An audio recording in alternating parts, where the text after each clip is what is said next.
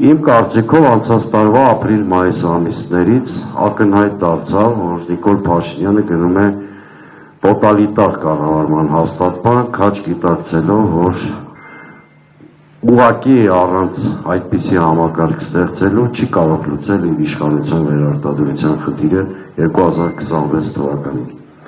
Հենց այդ փուլից սկսած շատ ակտիվ ահագնացան ռեպրեսիաները, ձերբակալություններ,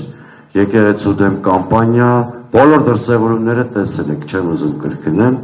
առանց դատի Դատաստանի ահաբեկիչի պիտակ կոնկրետ սրբազան պայքարի գործով հիշում ենք, այդ խայտառակությունները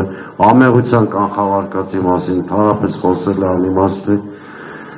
Ըստ իս Քաղ Բանտարկյանների խնդիրը երկու ասպեկտ ունի, մեկը հումանիտար ասպեկտն է, ուղղակի որպես քաղաքացի մենք չենք կարող հանդուրժել, որ երկրում լինեն քաղաքականավորներ, ցանկացած նորմալ քաղաքացու պարտքն է ընդվզել այդ վիճակի դեմ։ Եվ երկրորդը խիստ քաղաքական բաղադրիչ ունի, հատկապես եթե մենք խնդրին նայում ենք նախընտրական համատեքստում։ Որևէ երկրում, որտեղ կան Քաղ Բանտարկյաններ, վտանգված է ընտրությունների առնվազն մրցակցային բաղադրիչը։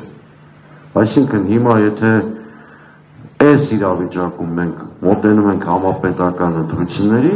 մրցակցային ընտրությունների մասին խոսելը ուղղակի ծիծաղել է։ Որևէ մեկը կարծում եմ առանձնապես չի հետաքրքրվում, օրինակ Կենտրոնական Ասիայի, Ադրբեջանի, շատ այլ երկրների ընտրական գործընթացում, որտեղ դուք գիտեք, որ այդ երկրում ավտորիտար համակարգ կա, քաղաքականավորներ կան, եւ ինչ կարիք կա այդ երկրների ընտրական ցիկլերով հետաքրքրվել։ Ամեն ինչ կանխորոշված է, պարզ է։ Նույն վիճակում հայտնվել է Հայաստանը։ Այս քննարկման նպատակներից մեկը նաև է դա։